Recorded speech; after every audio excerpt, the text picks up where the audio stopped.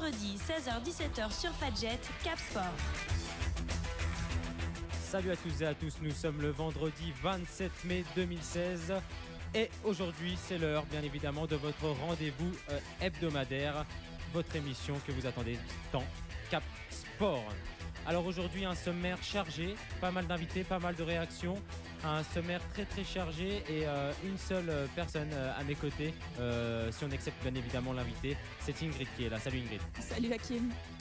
Alors au sommaire aujourd'hui, un gros point sur le foot local. Rappelons que comme la saison est terminée de basket, de hand et de volley, on a choisi de se concentrer aujourd'hui sur le foot local. Alors on aura effectivement en ligne tout d'abord Anthony Goncalves, le joueur emblématique du FC Lunéville.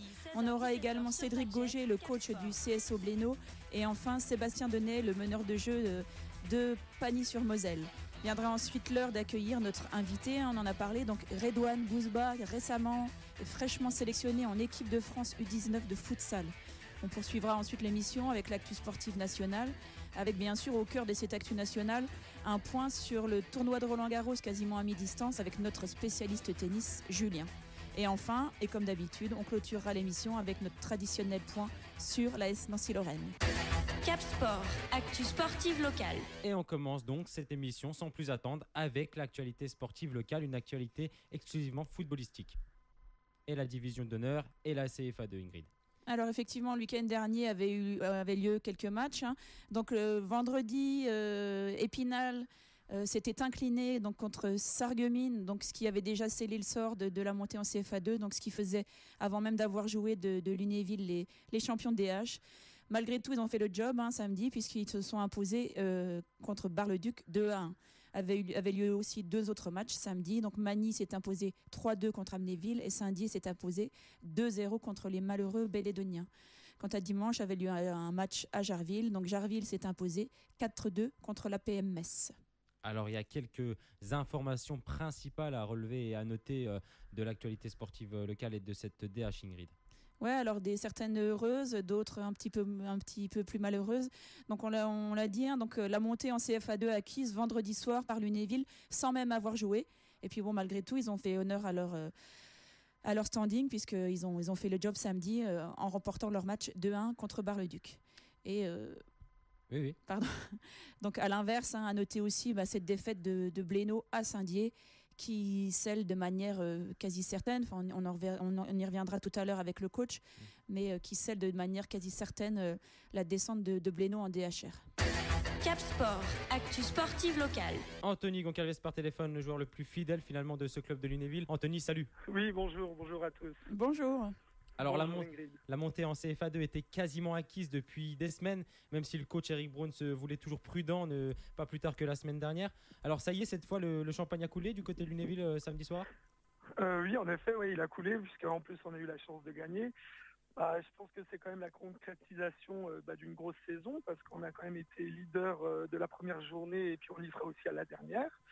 Donc c'est une très bonne chose, c'est quand même une grosse performance, je dirais. Et voilà, ça vient concrétiser justement tous nos efforts et puis ceux du club aussi. Voilà. Donc on est tous contents, on a tous partagé un verre de champagne, sauf ceux qui n'en boivent pas bien sûr. Ouais, bien sûr. Mais bon, on a tous fait la fête, donc c'est bien. Alors quel avenir désormais pour Lunéville, donc la CFA2 évidemment. Alors comment est-ce qu'on va faire, comment est-ce que vous allez faire pour perdurer en CFA2? Est-ce que la saison de Pagny par exemple sert d'exemple à suivre? Ah oui, justement, c'est un très bon exemple, Pagny, parce que ils sont montés l'année dernière et puis ils ont fait une grosse saison aussi en CFA2. Bon, le maintien a été acquis plus vers la fin aussi, mais bon, c'est normal. Mais on espère suivre leur chemin en faisant, espérons, un bon recrutement et puis perdurer de nombreuses années en CFA2, voire même pourquoi pas monter dans les années à venir. Alors tu faisais partie de cette équipe qui avait déjà eu la chance d'accéder en CFA2. Je suppose que tu te rappelles d'anecdotes ou de quelque chose à ne pas répéter justement pour enfin avoir le rang que Lunéville mérite finalement et cette CFA2. Oui, alors de mes souvenirs, je crois que l'année où on était en CFA2, donc il y avait beaucoup d'équipes qui descendaient. On n'a pas eu trop de chance puisqu'il me semble qu'il y avait une refonte des groupes qui s'est faite à ce moment-là. Et donc pour un point, je crois, on est redescendu. Et tout ce qu'il y a à faire, c'est gagner plus de matchs que cette année-là. Et voilà, c'est vrai qu'on avait une équipe jeune aussi à l'époque. On n'était jamais allé en CFA2, on n'avait pas non plus l'expérience. Espérons que maintenant, voilà, on gagne plus de matchs et puis qu'on se maintienne parce que l'année d'après, donc justement, il n'y a pas de descente. Donc on serait déjà assuré au moins de rester 2 ans, CFA2. Alors, Pas 3 ans. Même. Cette année, il faut que vous le sachiez quand même, vous avez un véritable porte-bonheur puisque les autres années, elle ne venait pas, mais maintenant Ingrid est là à chaque match clé, donc elle va peut-être pouvoir vous aider. Non, pas à chaque match, j'étais là. Elle va pouvoir nous suivre à tous les matchs aussi. Alors. Voilà. Peut-être un peu moins. Avec plaisir. Alors justement, je suis souvent sur les terrains un petit peu de toute la région. Il se murmure déjà que de nombreux départs vont avoir lieu à Lunéville. Enfin, j'ai entendu parler de Lem, de Dumini et d'autres. Alors, qu'est-ce qu'il en est et il va falloir recruter fort pour tenir la route en CFA2, non ? Oui, je pense. Après, je pense qu'il y en a beaucoup qui ont des sollicitations, mais je suis pas certain que tout le monde parte. Après, nous, on n'est pas réellement au courant pour l'instant. Je pense que le coach va voir les joueurs un par un et puis leur demander ce qu'ils comptent faire et puis ensuite envisager le recrutement par rapport à ça. Mais je pense que le président et le coach veulent garder l'ossature et puis après combler entre guillemets les manques ou les gens qui partent par d'autres joueurs qui auront le niveau CFA2 et pourquoi pas au-dessus. Alors justement, par rapport à ça, vous avez une date, une assemblée, quelque chose de précis? Ça va être dans les prochains jours, dans les prochaines semaines que tout va se décider? Je pense que oui. Il me semble que ce sera même ce soir que l'entraîneur va rencontrer tous les joueurs et puis leur demander un petit peu les départs ou les gens qui restent. Et puis ensuite, je pense qu'il y a pas mal de gens qui viennent frapper à notre porte et j'espère qu'ils feront le bon choix au niveau du recrutement. Alors vous n'êtes pas le seul, mais pas mal de toi ou vos coéquipiers avaient déploré toute la saison le manque d'esprit de groupe, de cohésion au sein de l'équipe. Votre gardien Thomas Lahr a aussi fait une sortie dans ce sens dans l'Est républicain pas plus tard que la semaine dernière, il me semble. Comment est-ce que vous expliquez et surtout comment vous comptez y remédier la saison prochaine? Justement, peut-être en gardant tout le monde, parce que c'est vrai que quand on est une seule saison avec certains joueurs, on a des affinités, mais c'est sûr que quand il reste plusieurs années, on peut plus afficher un esprit de groupe, une cohésion, voilà. Alors que quand on change entre guillemets d'équipe tous les ans, c'est un peu plus compliqué. Voilà. Après, c'est vrai que cette année, on a eu la chance que de gagner beaucoup de matchs, donc c'est sûr que dans la victoire, il n'y a jamais de souci. Mais l'année prochaine, ce sera sûrement une autre paire de manches. Alors donc, toi, à titre... Pardon, excuse-moi. Oui, pardon.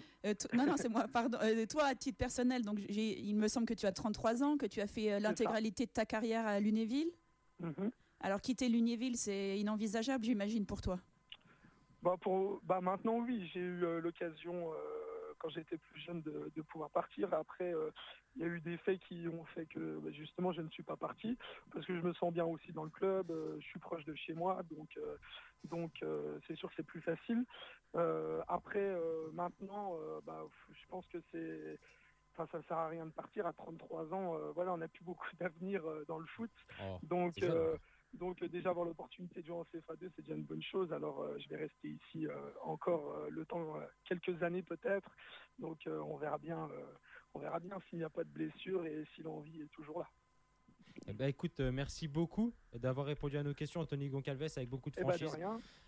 On te souhaite bien évidemment les 2 derniers matchs, une bonne fin de saison qui a été plutôt belle jusqu'à présent. Oui, très bonne. On va essayer de gagner les 2 derniers matchs pour pas fausser le championnat. Et puis après, on va se focaliser sur l'année prochaine. D'accord. Merci beaucoup. Et puis à bientôt au micro de Cap Sport. Merci à vous. Au plaisir. Au revoir. Jusqu'à 17h, c'est Cap Sport sur Fadjet. Alors une très bonne analyse de Anthony Goncalves, mais ce n'est pas tout, Ingrid, tu le disais juste avant. Il y a également la défaite de Blénaud à Saint-Dié qui entérine quasiment la descente du club en DHR. Oui, alors là, on passe à l'autre extrême du classement. Donc, en s'inclinant à Saint-Dié, il me semble que Blénaud a mis un 2e pied en DHR. Surtout que mardi, on peut le rappeler peut-être, avait lieu Pardon ? Oui, t'as raison. Avait lieu la commission discipline qui devait statuer sur le sort du match entre Blénaud et Neuf-Maisons. On en avait parlé à l'époque, qui avait été arrêté alors que Neuf-Maisons menait 4-3 à 3 minutes de la fin du match.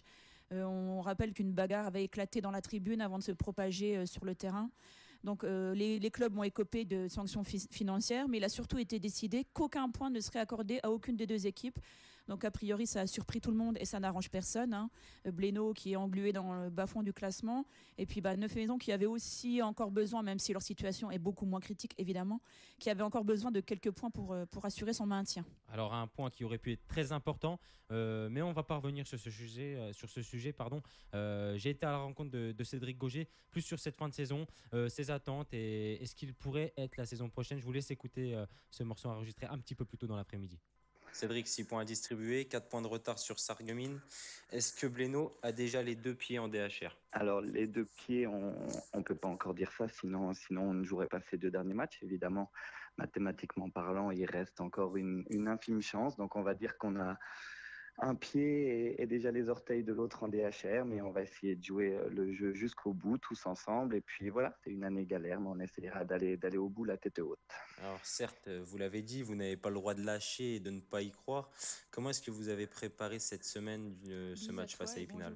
Alors la préparation a déjà été tronquée par encore pas mal de blessures, ce qui nous rend les choses toujours plus compliquées. Quand on parle de spirale négative, on est vraiment dedans, puisque rien ne nous aide. Mais en fait, on continue à travailler sur notre projet de jeu qu'on a essayé de mettre en place avec Fabrice depuis qu'on a pris l'équipe, c'est-à-dire beaucoup de mouvements, beaucoup d'animation offensive. Donc on essaye de continuer à travailler dessus, quels qu'en soient les résultats, on travaille, on essaye de s'améliorer. Alors c'est pas fait, hein. Blénaud est encore pas officiellement en DHR.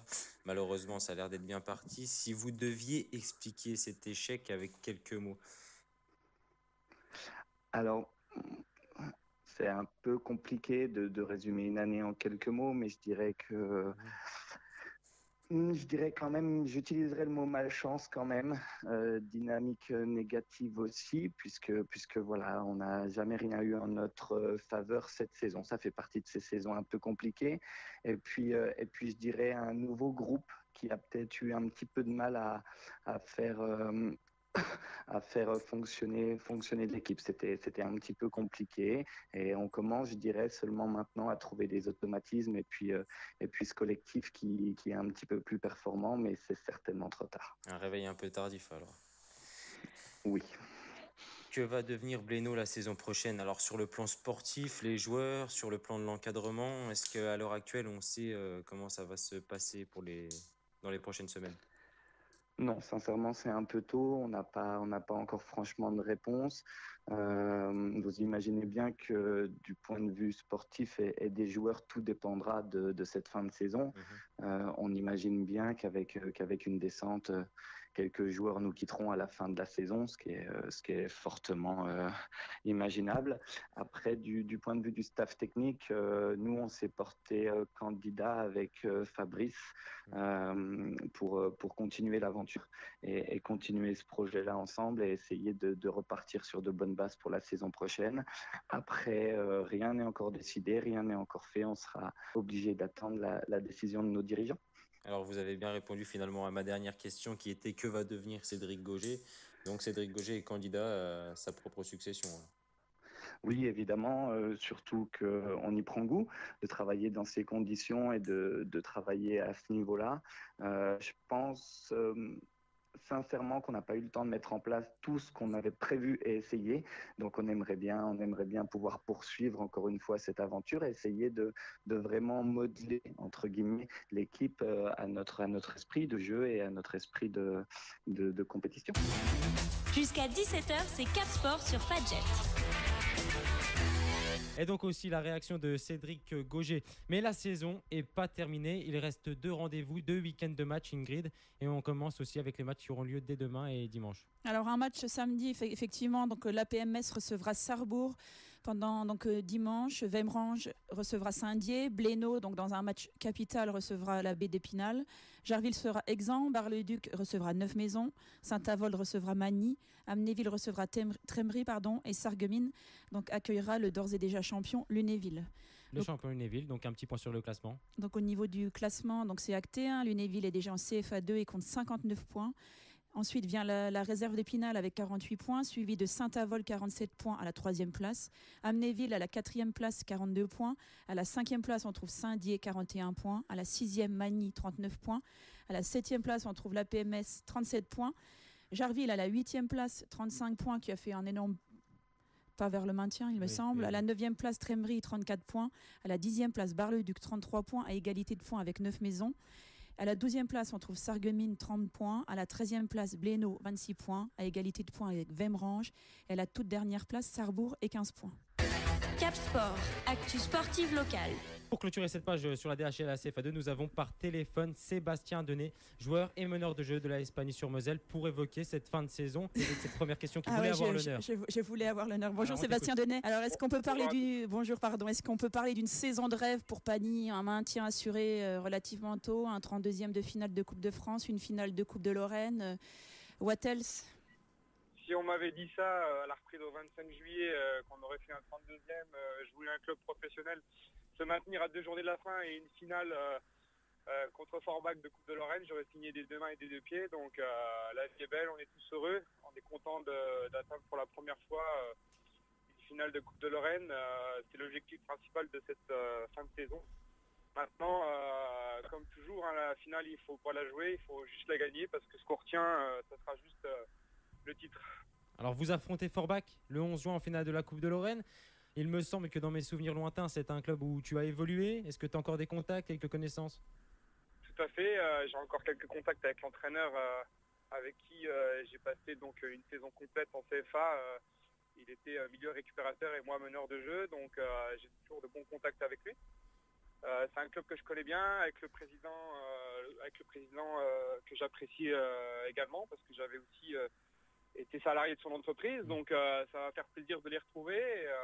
Maintenant, comme on dit, sur le terrain, il n'y aura plus de copains et on jouera à gagne pour aller chercher ce titre, quoi. Alors c'est un trophée, tu l'as dit juste avant, que la Hispanie n'a jamais eu l'occasion de remporter jusque-là. Est-ce que c'est vraiment un objectif pour le club là sur cette fin de saison? Tout à fait, c'est un réel objectif, comme je l'ai dit tout à l'heure. Dès qu'on a su qu'on avait l'opportunité d'aligner la meilleure équipe à chaque tour de Coupe de Lorraine, on s'était dit en 32e de finale, il ne reste plus que 5 matchs, en 16e de finale, il ne reste plus que 4, en quart, il ne reste plus que 3, plus que 2, puis ainsi de suite. Donc au final, on a toujours aligné la meilleure équipe possible. Et puis là, on se retrouve en finale contre Forbach, le même niveau que nous. Donc ça va faire une super affiche, avec, je l'espère, du monde. Alors, est-ce que tu peux nous préciser où aura lieu le match, où aura lieu la finale du 11 juin? Justement, le tirage au sort a lieu ce soir. D'accord. À l'époque, ça aurait dû être normalement donc soit Pico, soit Saint-Symphorien, mais malheureusement, les 2 stades ne sont pas disponibles. Donc, comme le règlement l'indique, si les 2 équipes sont du même niveau, il y a un tirage au sort qui s'effectue donc ce soir à la Ligue. Donc, ça sera soit à Forbach, soit à Pagny, c'est ça?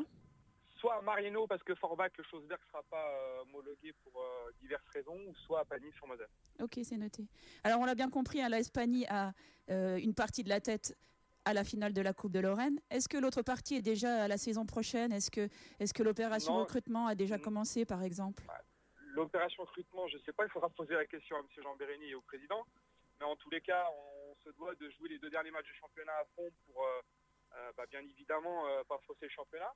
On sait que Forbach, si on peut filer un petit coup de main au club lorrain, en ayant fait un bon résultat à Ilzac et en recevant Bicham la dernière journée, on va pas s'en priver pour qu'il n'y ait pas une 4e descente de DH en DHR et ainsi de suite, quoi. Donc on va jouer le jeu jusqu'au bout, c'est pas la philosophie de la Hispanie. M.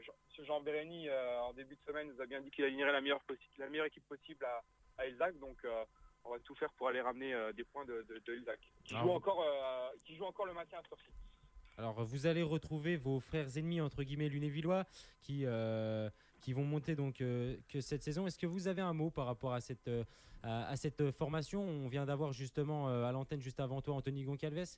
Est-ce que tu as des petites attentions pour tes futurs coéquipiers? Frères ennemis, je sais pas, mais c'est vrai que c'est toujours des bons matchs pour jouer. Quand c'est pas Lunéville, je peux leur féliciter de leur parcours, on va dire, historique, parce qu'ils ont vraiment écrasé le championnat. Comme on a pu lire dans les journaux, c'était un petit peu le PSG de la DH avec l'effectif qu'ils avaient.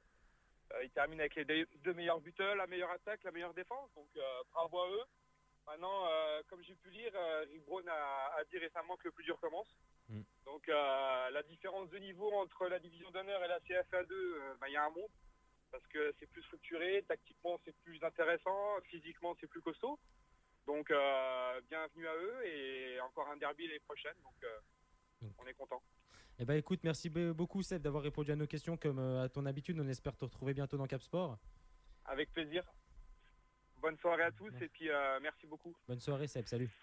Au revoir. Au revoir. Donc voilà, c'était Sébastien Denet pour la CFA2 et donc pour la Espagno. On fait une courte pause musicale et on se retrouve juste après avec notre invité. Il est là, il est arrivé, Redouane. Cap Sport, actu sportive locale. Je le disais donc juste avant cette petite pause musicale, notre invité est arrivé, Redouane Bouzba. Je dis Sofiane pourquoi ? Parce qu'il est venu avec son frère et donc on fait un peu une pierre deux coups. Sofiane Bouzba qui joue lui au Swift Espérange donc au Luxembourg. Bonjour. Bonjour. Pourquoi est-ce qu'on s'est permis d'inviter ces jeunes gens, Ingrid ?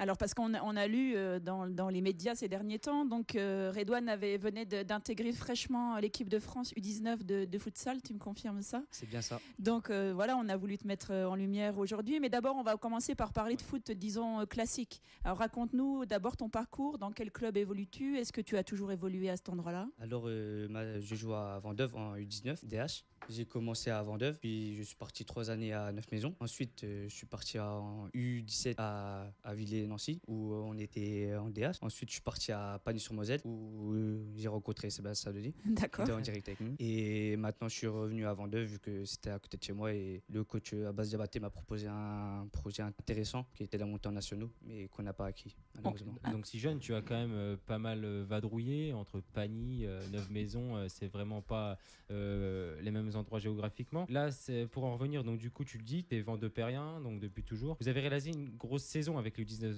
avec notamment un 32e de finale de la Coupe Gambardella contre le FC Metz. Est-ce que tu peux nous raconter cette belle aventure ? C'est quelque chose que j'oublierai jamais. Parce qu'on a voyagé partout. On est parti à Paris, à Montrouge, en 64e de Gambardella, où on a gagné au penalty. On a tous vu les cris de guerre sur les réseaux sociaux. Ensuite, on a accueilli le FC Metz en 32e, où ça s'est joué à pas grand-chose. Ça s'est joué à un détail par rapport à leur niveau qui sont en 19 nationaux. Et nous, on est en DH. Ils ont joué à... Expérience. C'est ça, l'expérience. C'est vraiment, toi, tu penses sur ce match expérience qui a primé, c'est pas forcément technique ou tactique ? Non, techniquement et tactiquement, on était bien. C'est juste que dans le dernier geste, on a pêché et eux, ils ont concrétisé les actions. Ouais, c'est une petite différence de niveau qui finalement peut servir dans les matchs un peu tendus, Ingrid. Alors place désormais à une finale de Coupe de Lorraine, on en a parlé avec Sébastien Denet, c'est aussi ton cas, il me semble. Donc ça se passera à Éloie, ça c'est le 5 juin. C'est ça. Alors contre qui vous allez jouer cette finale et qu'est-ce qui va faire la force de votre groupe pour l'emporter ? Alors, nous allons rencontrer le SAC Épinal, qui ont été nos frères ennemis pendant le championnat. Et ce qui va faire, ce qu'on va remporter le match ou pas, c'est le collectif, comme toute l'année. Vendeuve, nous avons un gros collectif. Comme j'ai dit sur une interview, on est copains, même en dehors du terrain. On est solidaires et on est toujours courageux entre nous. Si un baisse la tête, il y aura quelqu'un d'autre qui sera là pour le relever. Alors, je suppose, excuse-moi de te couper, que Franck Lehal, comme c'est l'entraîneur de l'équipe Pro-Même, doit beaucoup attendre de cette génération. Est-ce qu'il vient vous voir ? Est-ce qu'il est souvent derrière vous ? Est-ce qu'il vous suit ? Franck là, il est toujours là avec nous aux entraînements. Il nous demande de venir s'entraîner avec Abbas, avec des seniors. Pratiquement tous les dimanches, il y a un U19 qui joue avec les seniors. Donc il n'a pas fermé la porte, c'est accessible. Vous sentez que c'est accessible ? Oui, c'est accessible. Alors tu as parlé tout à l'heure que l'objectif pour les U19, ça avait été la montée en nationale et tu as parlé d'échecs. Alors explique-nous un petit peu. On visait la montée et on a perdu 2-3 matchs qui nous ont coûté la montée contre Épinal et Sarreguemines. Et Épinal avait gagné tous leurs matchs, donc nous ont mis à 12 points, je crois bien. Et ce qui fait que Épinal est champion de Lorraine et monte en national. Alors on en arrive désormais au futsal, c'est ce qui t'a amené jusqu'à nous aujourd'hui. Enfin en tout cas c'est ce qui fait ta gloire dans les journaux locaux. Alors comment es-tu passé donc du foot classique au futsal ? Explique-nous un petit peu. C'est mon coach Hamza Brika qui m'a proposé son projet de futsal à Evolve, qui était mon coach à Neuf-Maisons avec Jérôme Makoviak. Et je suis toujours resté en contact avec eux. Et quand ils m'ont proposé ce projet, j'ai tout de suite signé. Donc ça veut dire que techniquement, tu avais quand même des prédispositions à ça, si c'est adressé à toi. Il va faire le modeste, on va plus demander à son frère. Quelles sont ses qualités plutôt ? Ouais, effectivement, en termes de... Parce que le futsal, par rapport au futsal, c'est vrai que la qualité technique, c'est quelque chose d'important. Bon, il avait des facilités au niveau technique. Bon, il n'a pas un grand gabarit, hein, comme on peut le voir. On le connaît petit, pas très, mais quand même costaud sous les pieds. Mais effectivement, techniquement, bon, sans prétention, je vais le dire, mais tout le monde pourra confirmer.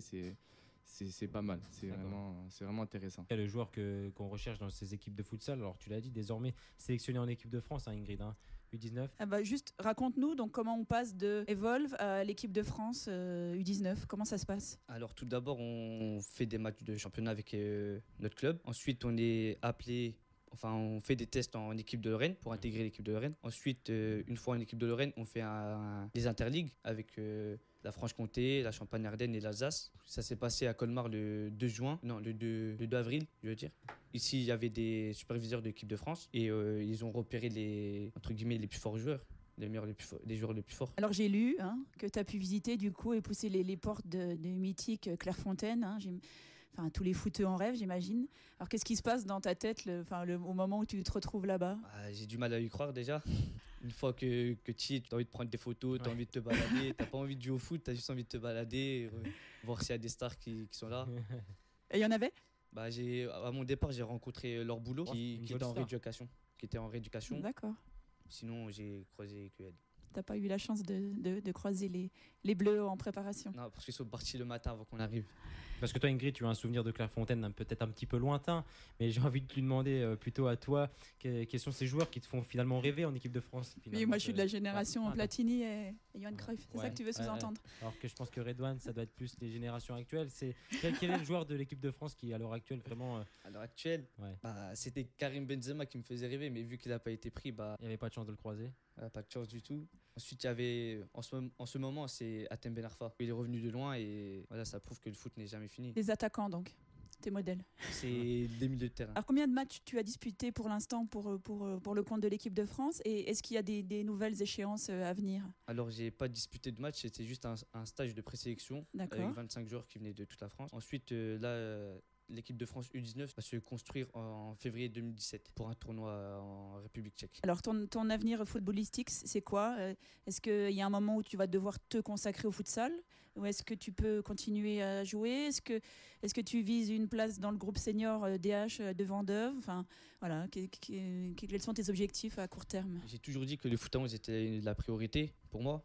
Après, si je peux percer dans le futsal, le futsal deviendra une priorité. Mais je ne compte pas arrêter le foot à 11 pour le futsal, car j'aime bien le foot à 11 aussi. À l'heure actuelle, tu arrives encore à enchaîner les différents entraînements, puisqu'on sait que ça demande quand même pas mal d'efforts?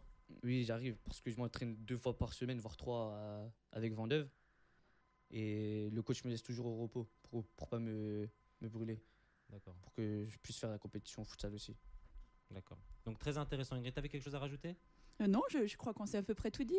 Donc l'année prochaine, tu évolueras toujours dans la catégorie U19? Je serai deuxième année U19. Vous allez certainement rester avec nous pour la fin de l'émission. On fait juste une courte pause musicale et on se retrouve juste après. Vous êtes toujours dans Cap Sport 94.2 sur Fat. Du sportif national. Alors vous le savez, comme à votre habitude, on ouvre cette page sur l'actualité sportive nationale. Nos invités avec qui on était juste avant sont toujours là, Sofiane et Redouane Bouzba, le nouveau sélectionné en U19 équipe de France.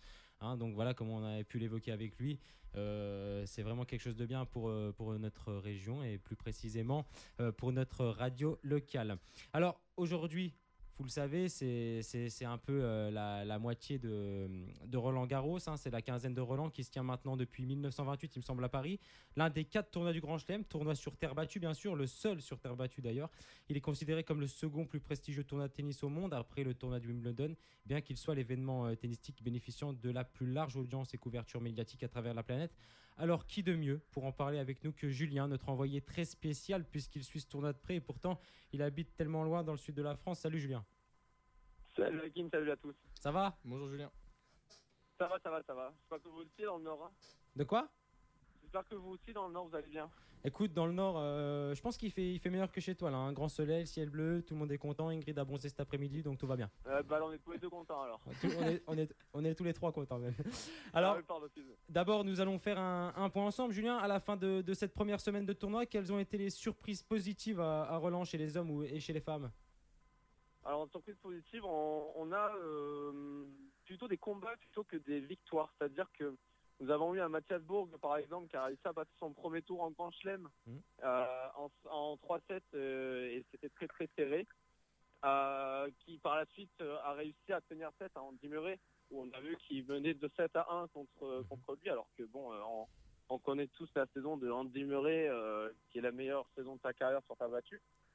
Et on a eu, on va dire, des revenants. C'est-à-dire qu'on a eu, par exemple, bon, il a perdu tout à l'heure, mais Stéphane Robert, qui a réussi à 37 ans à éliminer Kevin Anderson, qui est 18, enfin peut-être c'est le numéro 18. C'est quand même quelque chose qui est incroyable pour ce Globetrotter, quoi, qui a en plus annoncé qu'il ferait une saison supplémentaire. Côté femmes, on a eu le renouveau aussi de Virginie Razzano, qui a également passé son premier tour et qui a perdu tout à l'heure contre une jeune tête de série, Kazatkina. Donc non, on va dire que c'est les revenants qui pointent le bout de leur nez, enfin qui repointent le bout de leur nez, et les jeunes qui justement déclinent un petit peu en ce tournoi de Roland-Garros. Les jeunes chez qui on avait pas mal d'attentes finalement. Alors les surprises plutôt surprenantes ou négatives, bon c'est une véritable déception, hein, le forfait de Federer et Monfils. Est-ce qu'il y a eu d'autres surprises plutôt négatives chez les hommes ou chez les femmes? Des surprises, oui, décevantes, oui, on en a eu. Benoît Paire, par exemple, qui perd dès le second tour, alors que bon, était fondé sur de manière assez, surprenante, on va dire. Nous avons eu aussi Lucas Pouille qui a perdu hier contre Andrei Martin, donc je disais Benoît Paire qui perd qui perd au second tour, donc qui est une grosse déception, comme Lucas Pouille qui venait de faire sa première demi-finale en Masters 1000, sur terre battue en plus, à Rome. Donc oui, ce sont les deux grosses déceptions du côté français. Côté femmes, on n'a pas énormément d'attentes, parce qu'aucune jeu française s'est révélée, on va dire, sur la saison sur terre battue. Après, oui, on a toujours les jeunes qui montent, on va dire, petit à petit, mais aucune française qui est vraiment au-dessus du lot, et en tout cas a réussi à faire un exploit assez conséquent. Alors ça c'est pour le passé, nous on aime vraiment bien parler plutôt de ce qui va venir, de ce qui va advenir donc de cette deuxième partie de quinzaine. Alors que peut-on attendre de cette deuxième semaine chez les hommes et chez les femmes? Alors deuxième semaine, on verra si les favoris sont au rendez-vous. On a vu qu'un Andy Murray par exemple a déjà puisé dans ses réserves en ayant perdu 2 fois 2-7 lors de ses 2 premiers tours. Après nous avons vu aussi les Nadal et Djokovic qui déroulent leur tennis lors des premiers tours. Donc à voir après les révélations de ce début de saison de terre battue, comme Dominic Thiem qui a réussi à battre Rafael Nadal, Andy Murray et Roger Federer sur la saison sur terre battue. Donc un jeune joueur autrichien qui justement promet beaucoup et qui va justement jouer une grosse révélation et un gros potentiel pour le tennis mondial, qui est Alexander Zverev, qui a 19 ans. Donc là c'est un match pour tous les les passionnés de tennis qui va valoir le détour au prochain tour. Et puis côté femmes, on verra qui arrivera à battre l'ogre Williams, on va dire, parce que c'est vrai qu'elle est impressionnante, quoi. Alors du coup, on sait que tu me dis si je me trompe, mais il me semble que Nadal devrait affronter Djoko si pas de bobo jusque-là en quart de finale. Est-ce que tu penses que le vainqueur de ce match sera le vainqueur de Roland-Garros, tout simplement? Franchement oui, pour l'instant oui. J'ai vu énormément de matchs, pratiquement tous les matchs, et c'est vrai que il y en a aucun qui a encore le niveau de jeu des Rafa et de Djoko. Après on a très bien vu que Djoko peut avoir un trou noir pendant un set, mais il se remet vite d'aplomb, et Nadal pour le coup est très impressionnant pour ce début de tournoi. Donc je pense que ça va se jouer dans cette partie de tableau, mais comme je viens de dire, attention à l'autre partie avec un Dominic Thiem qui peut aussi créer la surprise, parce qu'il a un jeu étonnant et sur terre battue c'est assez performant. Donc voilà, on va dire que ça va être les deux monstres contre la jeunesse qui monte. Alors justement, toi qui les suis de près, est-ce que tu as un favori, si on accepte ton cœur qui parle, bien évidemment? Si c'était le cœur, c'était Roger, mais bon, dès le début du tournoi, il n'avait pas trop envie. Donc non, on va dire que le favori, encore une fois, ça va être Djoko en homme. Il est ultra favori et je ne vois pas perdre. Je ne le vois pas perdre concrètement. Et côté femme, Moi, je le vois perdre, moi. Comment? Moi, je le vois perdre. Je pense que c'est Ah, pour tu le vois Nadal. perdre Ouais. Contre Nadal? Je suis très fort en pronostic, fais attention. Ah, mais je sais, c'est pour ça que je t'écoute avec attention. Hein. Oui, mais tu sais, on pronostique que la S Nancy-Lorraine, nous. Hein. Comment? On pronostique que la S Nancy-Lorraine est en fin d'émission, hein, pas Marseille, etc. et bravo d'ailleurs à Nancy-Lorraine pour leur montée. Hein. On va avoir des beaux matchs Marseille-Nancy. Hein. Enfin, tu décroches un sourire à Ingrid, qui était un petit peu perplexe depuis ce début d'interview. Tu lui as fait plaisir. Non, j'étais en train de chercher en quelle année tu avais gagné un Paris. C'était en 1988, je crois, non? Ouais, j'avoue qu'en ce moment, j'ai un petit peu de mal. Bon, en tout cas, Julien, merci beaucoup. Ça a été très clair, hein, ton analyse sur ce qui s'est passé et ce qui va en advenir donc, du reste de ce tournoi. J'espère t'avoir la semaine prochaine au téléphone afin que tu nous parles de cette deuxième semaine. Avec plaisir, avec plaisir. Et puis que tu nous dégotes aussi quelques infos mercato, parce que Julien suit aussi de près le mercato qui se déroule dans le sud de la France. Donc s'il a quelque chose à nous dire, qu'il n'hésite pas. Je suis sur le pont. Ingrid, tu voulais rajouter?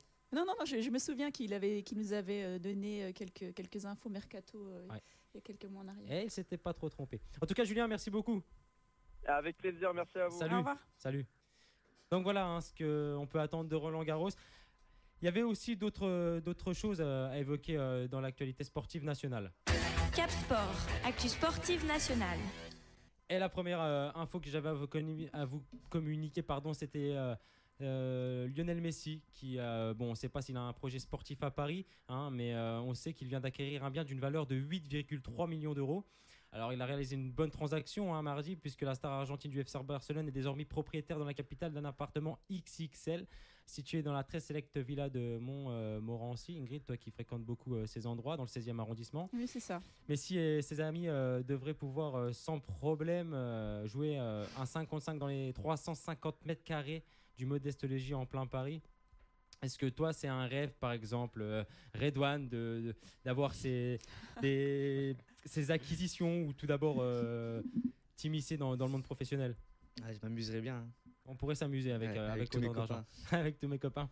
Et c'est pas lui qui avait déjà investi. C'est pas lui que la rumeur avait amené à un moment du côté de Monaco parce qu'il avait investi. Non, je me trompe. C'était Ronaldo? Je crois que c'était Ronaldo. Ouais. Ne confonds pas les torchons et les serviettes. Deuxième info, la situation se déroule à la 21e minute de jeu après l'égalisation de Çalhanoğlu suite à l'ouverture du score de Kane. Après avoir regardé son téléphone, le sélectionneur turc Fatih Terim s'est manifestement rendu compte que le but de l'attaquant de Tottenham avait été injustement accordé en raison d'une position d'hors-jeu. Il a fait quelque chose d'insolite puisqu'il était tellement mécontent qu'il a décidé de montrer au quatrième arbitre qu'il avait raison. Alors comment? Tout simplement en lui donnant son smartphone et en lui montrant la vidéo. C'est quand la technologie va trop loin, ça, Ingrid, non? Ouais, non, mais ça me paraît évident que de plus en plus, c'est comme l'arbitre qui, il me semble, fait une erreur de jugement en première mi-temps. Je suppose, j'ai la certitude que de toute façon, à la mi-temps, il voit lui-même les images de ses erreurs, ou en tout cas, il y a quelqu'un pour lui signaler. Je suis de celles qui pensent qu'on arrivera inévitablement à la vidéo, à l'arbitrage vidéo, si on ne veut pas tomber dans des dérives. Donc toi, tu es pour l'arbitrage vidéo? Non, je ne suis pas pour.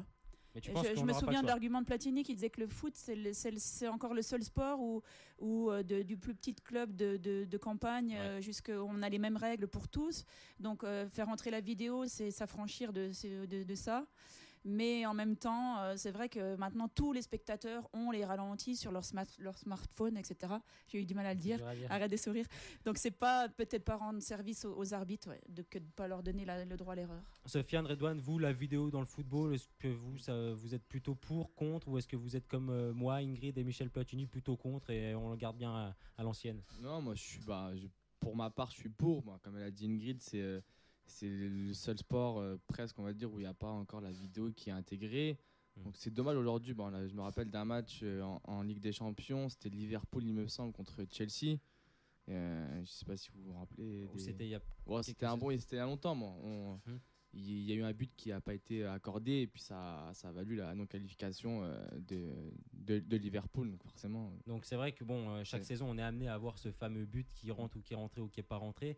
Bon, avec la goal line technologie, il y a un petit peu aussi une ouverture par rapport à ça. Je suis à la limite plus proche de ça que de la vidéo. Et toi, moi, je suis pas pour la vidéo, hein, soyons clairs, je suis même contre. C'est juste, avec toutes les images, les émissions, on sait qu'ils décortiquent les erreurs des arbitres. Enfin, c'est vraiment les mettre en porte-à-faux, les stigmatiser, alors que c'est les seuls finalement dans le milieu du foot qui sont privés de cet usage-là. C'est paradoxal. C'est paradoxal. Troisième information que je voulais vous communiquer, c'était donc bon, c'est pas le premier joueur à le faire, hein, mais il s'est fait tatouer l'écusson de son club sur la peau. La seule différence, c'est que Léo Monge a gardé une trace de chacune des 16 formations dans lesquelles il a évolué en se tatouant leurs écussons. Hein, donc ça remplit pas mal son corps. L'attaquant de 35 ans a tout simplement retracé sa carrière sur sa peau. Et aucune équipe n'est oubliée. Hein, donc c'est un joueur qui joue dans les championnats sud-américains. Tous ces clubs ont gagné son affection et ont été importants, c'est ce qu'il a déclaré. Pour justifier ce choix. Ingrid, est-ce que toi tu as un tatouage sur ton dos ou autre de tous les magasins que tu as traversés? Les magasins, non, mais j'ai toutes mes idoles.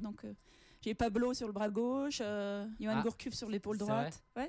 Puis comme j'ai un gros corps, il y a beaucoup de place pour beaucoup de tatouages. Non. Je me serais quand même pas permis. Non, mais je sentais que ça allait venir. On fait une courte pause musicale et on se retrouve juste après avec le point mercato et ses dernières rumeurs, le petit point sur la AS Nancy-Lorraine que vous attendez tous en fin d'émission, et on se retrouvera bien évidemment après ça la semaine prochaine. Actu sportive nationale. Vous êtes toujours sur Fadjet 94.2 et dans votre émission hebdomadaire Cap Sport. Il nous reste 2 points à aborder. D'abord le petit point mercato et le point AS Nancy-Lorraine. On va commencer avec le point mercato avec nos 2 invités qui sont encore là. Et la première info, donc, c'était l'attaquant marseillais qui, Michy Batshuayi, a d'abord tenté de calmer les rumeurs. Hein, cette semaine, on sait qu'il est annoncé un petit peu partout. Voilà, il a dit qu'il ne pensait pas à ça pour l'instant, qu'il préférait rester concentré à 100% sur l'Euro. Ensuite, il verra ce qu'il arrivera.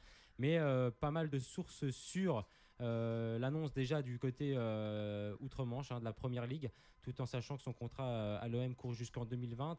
Est-ce que vous, messieurs, dames, c'est le genre de joueur que vous verrez évoluer par exemple en Première Ligue? Batshuayi. Oui. Non. Est-ce que vous suivez Marseille déjà particulièrement? J'aime pas trop leur style de jeu, mais voilà, après ça reste. Il y a des bons joueurs qui jouent là-bas. Sana Diarra, Batshuayi. Donc voilà, mais je le vois rester à Marseille encore une année. Ouais. Encore une année pour confirmer. On va voir ce qui va se passer du côté de Marseille. Toi, Ingrid, Batshuayi, c'est un grand attaquant. Je suis pas fan. Après, plutôt que le sort de Batshuayi, d'ailleurs, déjà, j'arrive pas à dire son nom. Et c'est plutôt le sort de Marseille qui m'inquiète, quoi. Enfin, c'est vraiment là, c'est Enfin, tout le monde quitte le navire. C'est vraiment à se demander ce qu'ils vont pouvoir construire comme équipe pour la saison prochaine. Ça risque d'être compliqué. Tout le monde, on va dire que. Les Mandanda, Diarra, voilà, on sait très bien qu'ils quittent le bateau. Voilà. Après, je pense qu'avec la saison galère qu'ils ont vécue, sachant qu'ils sont sortis de l'eau, ils ont peut-être aussi envie de voir autre chose. Ça peut se comprendre. Alors la deuxième info mercato, c'est Caen qui aimerait attirer le milieu offensif de Adrien Régatin qui arrive en fin de contrat avec Toulouse. Alors la semaine dernière, l'international marocain avait confié à RMC qu'il savait encore pas ce qu'il allait faire. Souvent ils disent ça les joueurs, rester en France ou partir à l'étranger, mais qu'il aimerait bien partir en Espagne. J'ai quelques contacts, mais je ne sais pas encore. Je ne sais pas encore. Après, est-ce que pour Régatin, c'est franchir un cap que d'aller à Caen? En tout cas, oui. C'est quand même Caen a fait quand même une meilleure saison que Toulouse. Après, c'est resté dans le championnat de Ligue 1, mais je crois que oui, tu l'as bien dit, lui, dans son objectif, c'est quand même de quitter le championnat de France. C'est un joueur technique, c'est un joueur qui pourrait pourquoi pas se plaire aussi dans le championnat espagnol. Donc voilà, ça reste un des joueurs à suivre qui avait eu du mal à s'imposer, puis finalement, il était bien arrivé du côté de Toulouse. Un rendez-vous a déjà eu lieu entre le représentant du latéral gauche, Rafael Guerreiro, et la direction du club espagnol du FC Barcelone qui cherche une doublure à Jordi Alba. Pour rappel, Rafael Guerreiro, ce joueur donc de Lorient, c'est un national portugais, 22 ans, sous contrat jusqu'en 2017. Et les Merlus donc, sont en discussion aussi avec Dortmund sur la base d'un transfert estimé entre 10 et 12 millions d'euros. Alors le club allemand possède une longueur d'avance, il offre plus de garanties aux Lorientais en termes de temps de jeu, forcément. Parmi les défenseurs de Ligue 1, le Barça garde un œil attentif aussi sur Umtiti, on le sait. Il a fait la une des journaux cette semaine parce qu'il n'a pas été retenu finalement pour l'Euro, et encore c'est pas terminé. Le championnat d'Espagne est venu superviser l'actuel réserviste des Bleus à plusieurs reprises. Guerreiro, tu auras la chance toi de le voir jouer, Ingrid, parce qu'il me semble que tu as tes places pour un match de l'Euro, non? Oui, exact. Oui, ouais. Donc j'aurai la chance de le voir jouer. Pourquoi? Tu vas voir quel match? Je vais voir Portugal-Autriche. Ça approche, hein. Tu sais qu'il y en a qui tueraient pour voir ce match. C'est vrai? Ouais. Je vends mes places, pas Alors, très cher pourtant. C'est vrai. Alors, il y a un autre joueur que tu pourras admirer. C'est l'attaquant Eder, qui a été définitivement transféré à Lille, où il a signé un contrat de 4 ans. Le LOSC a dépensé 4,5 millions d'euros pour s'attacher les services de l'attaquant de 28 ans, qui a inscrit 6 buts en 13 matchs dans le Nord. Alors, c'est un joueur qui est un petit peu décrié, maladroit, et finalement qui a permis à Lille de réaliser une fin de saison plutôt correcte. Il participera aussi Celui-là à aussi, je vais le voir. Oui, celui-là aussi, tu vas le voir. Ça te fait plaisir. Ah oui, je suis ravie. T'es ému. Je suis ravie, ouais. Mais je sais que tes yeux ne seront pas. Mais il y en a un rivés sur autre aussi qui est vachement connu avec le Portugal, non, je sais plus, son nom Ouais, m'échappe. t'as du mal. Allez, dis-moi-le, ça me ferait plaisir. Non, tu veux pas? Ronaldo. Waouh, voilà, c'est magnifique. Quand ça sort de ta bouche, c'est encore mieux. 5e information, et la dernière, elle est pour toi. Alors, avec son agent Mino Raiola, Zlatan Ibrahimovic s'est fixé l'objectif de régler son avenir avant le début de l'Euro, donc avant le 10 juin. Donc, avec le départ annoncé de Van Gaal et la probable arrivée de Mourinho, l'attaquant du PSG se rapproche, selon l'équipe, du club de Manchester United. Alors, moi, personnellement, c'est le genre de joueur que je ne verrais pas évoluer en Première Ligue. Mais ce qui semble étonnant, c'est que, voilà, d'après les informations qui ont l'air assez fraîches, ça serait quelque chose de totalement possible pour Zlatan Ibrahimovic, lui qui a réalisé une grosse saison avec le Paris Saint-Germain. Le genre de joueur que tu aimes bien, toi, Ingrid. Un joueur décrié. Ouais, décrié. J'étais assez fan de ce personnage parce que je suis sûre que c'est un personnage, on en a déjà parlé. Moi, j'avais entendu parler plutôt d'une pige aux États-Unis, ce qui ressemblait... qui semblait conforme aux idées de grandeur d'Ibra. Voilà, je l'imaginais là-haut. Puis à la fin de carrière de tous les joueurs actuellement. Ouais, c'est vrai que la MLS est un peu une porte de sortie. Moi aussi, ou alors en Chine, mais c'est vrai que Manchester United, ça me paraît étonnant. Ouais, mais la Chine, ça n'a pas le prestige de Zlatan, quoi. Enfin, ça lui correspond pas. Bah, t'es fan à ce point, toi? Non, je suis pas. Non, je suis pas fan du tout. Non, mais c'est quand même un monstre, un personnage. C'est un personnage. Non? Oui, t'as raison, totalement. La dernière info que je voulais vous communiquer, c'était ce Johan Vincent-Til qui a signé un contrat de 3 ans plus 2 ans en option avec le FC Metz. Alors ce jeune joueur, puisqu'il est âgé de 16 ans, attaquant luxembourgeois déjà international, il a connu sa première cape en mars, a favorisé sa progression au sein de son club formateur, donc le FC Metz, alors que le Bayern Munich, notamment parmi pas mal d'autres clubs, le courtisait. Alors sa prolongation a fait l'objet d'un feuilleton dans la presse locale, alors que Til est présenté comme l'une des pépites de demain. Ingrid, toi, ces genres de jeunes à 16 ans, tu trouves pas que c'est peut-être un peu trop tôt? Si, complètement. Enfin, j'ai l'impression que des pépites de demain, on nous en cite des dizaines par saison. Enfin, je crois que rares sont celles qui finalement confirment tous les espoirs qu'on pouvait placer en elles. Peut-être qu'on aura l'occasion de le voir évoluer cette saison contre l'AS Nancy-Lorraine. Ouais, peut-être. Peut-être qu'il nous fera du mal. Espérons que non. L'avant-match de l'ASNL. Alors vous le savez, la saison est terminée, ce n'est pas vraiment l'avant-match. L'avant-saison. L'avant-saison plutôt, oui, tu l'as bien dit, avec les dernières actualités, les dernières informations, mercato et tout ce qui est tout frais du côté de l'AS Nancy-Lorraine avec toi, Ingrid. Alors il y a des certitudes et puis il y a d'autres bruits de couloir. Alors c'est ce qu'on aime. Ouais, pour ce qui est des certitudes, donc des choses actées, donc l'AS Nancy-Lorraine a entériné cette semaine donc la signature d'un milieu donc international ivoirien, Serge Nguessam. Donc malgré la concurrence de pas mal de clubs. Certains clubs portugais, tchèques, et puis en France, Montpellier était aussi sur l'affaire. Donc Serge Nguessam est un milieu de terrain récupérateur. Alors on a pu lire qu'il était infatigable, accrocheur, qu'il possède un volume de jeu énorme. Évidemment, on ne va pas nous vendre le contraire. Que c'était le prochain Blaise Matuidi. Donc on parle, j'ai lu sur le site d'internet qu'il s'agissait d'un diamant à polir. Donc il n'est pas très grand, on nous dit, mais il compense par une conduite de balle et une aisance technique. C'est un excellent joueur avec une grande marge de progression. Ça me rappelle un de nos invités de ce début d'émission. Si avec ça on gagne, technique. Tout à fait, ça, un diamant à polir. Un diamant à polir, exactement. Une autre information, et celle-là elle est officielle, elle est vraie, elle est vérifiée. Ouais, c'est le départ de Frédéric Biancalani, donc qui quitte l'équipe des féminines de l'AS Nancy-Lorraine pour une nouvelle aventure du côté de Guingamp. Donc il aura en charge l'équipe U17 du club. Donc il va falloir, pour la SNL, trouver un nouvel entraîneur pour les filles qui, de surcroît, sont reléguées en DH. Ouais, malgré une super fin de saison, c'est vraiment dommage. Est-ce que tu peux comprendre son choix de partir entraîner à l'autre bout de la France, une catégorie jeune? Non, partir à l'autre bout de la France, non. Après qu'il fasse le choix de s'orienter vers les garçons, ça me semble un peu logique. On sait qu'il vient de décrocher, ou en tout cas qu'il vient de passer son diplôme d'entraîneur. Donc qu'il s'oriente du côté des garçons, oui, ça me semble un petit peu logique. Moi, à l'époque, son choix d'entraîner les filles m'avait un petit peu surprise. Et du côté, Alors je sais, pardon, il va pas à Guingamp par hasard. Il va. Je pense que derrière, il y a peut-être un projet avec des objectifs. Non, et puis il rejoint surtout un ancien nancéen dont le nom m'échappe. Guingamp ? Oui, je l'ai lu ce matin, mais ça aurait été bien que tu le retrouves. C'est sympa de nous donner des moitiés d'informations comme ça. Pas. Non, mais en fait, je pense que de ce que j'ai pu lire aussi sur pas mal de sites, Guingamp aime la formation, mais aime surtout mettre ses anciens joueurs en avant et que lui puisse intégrer une équipe du 17, c'est déjà quelque chose de très fort, puisque, comme je viens de le dire, ils aiment bien mettre plutôt leurs anciens joueurs à ces postes-là. Donc moi, je pense qu'il y a plutôt quelque chose derrière, avec pourquoi pas, si résultat, l'équipe réserve. Oui, c'est faire ses armes à la manière d'un Zizou au Real de Madrid. Voilà, avec une équipe un petit peu moins forte. Je suis pas sûr que la comparaison soit. Ouais, Guingamp, Madrid. C'est pour ça qu'on t'aime bien. Alors, du côté des bruits de couloir aussi, Ingrid, il y avait quelques informations à noter. Alors, la SNL s'est mise en quête d'un gardien de but pour la saison prochaine. Alors, on sait que toi, tu es assez fan de Guy Roland et Diassembe. Je ne sais pas comment il. Si, tu l'avais mis dans ton top de la semaine dernière. Tu peux pas dire que je suis fan, mais je l'ai défendu. Donc, on parle de la piste d'un Biélorusse. Je suis obligé de dire son nom, Sergi Chernik, donc actuel gardien du Bat Borisov, meilleur club du pays, et qui jouera le tour préliminaire de la Ligue des Champions. Donc à savoir maintenant s'il va être mis en concurrence avec Guy Roland Ndi Assembe, mais alors quid de la place du numéro 1, je ne sais pas. Oui. Parce qu'on sait que Brice Samba donc retourne du côté de Marseille. Alors on ne sait pas s'il s'imposera avec le départ probable de Mandanda, mais ça devrait être entre ces deux joueurs ces deux gardiens que ça devrait se jouer. On a pu lire autre chose aussi cette semaine. Alors les bruits de couloir qui mènent de nos espoirs du côté de Monaco. Alors Jacques Rousselot a formellement démenti la première information, celle qui amenait Arnaud Lusamba. Enfin, on pouvait lire qu'il avait déjà passé sa visite médicale et que c'était fait. Rousselot a formellement démenti dans les journaux hier. Et de la même façon, c'est l'équipe cette fois-ci qui disait que Youssef Aïd Benasser pourrait subir le même sort, c'est-à-dire une signature à Monaco, mais une prochaine saison sous les couleurs nancéennes, sous forme de prêt. Donc ça, encore une fois, ce ne sont que des bruits de couloir. Ce ne sont que des bruits de couloir. Ça reste donc à confirmer. C'est donc la fin de cette émission. On a été ravis d'être avec vous toute cet après-midi.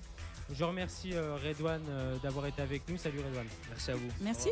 Est-ce qu'on pourrait avoir une petite exclusivité du côté de ton frère qui est là, donc Sofiane? Il paraît donc que tu reviendrais dans la région. Apparemment, et je vais revenir sur la région par rapport à des projets professionnels. Je pourrais plus continuer au Luxembourg. Après, il reste encore à choisir le club où je vais revenir, mais il y a des contacts encore, mais rien d'officiel. Mais en tout cas, tu ne seras plus du côté du Swift Espérance où tu évolues cette saison. C'est ça, c'est sûr à 1000%, ça je vous le garantis. Ça marche. Sofiane, salut, merci Ingrid. Merci en tout cas de l'invitation. On vous en prie, c'était avec plaisir. Salut. Salut.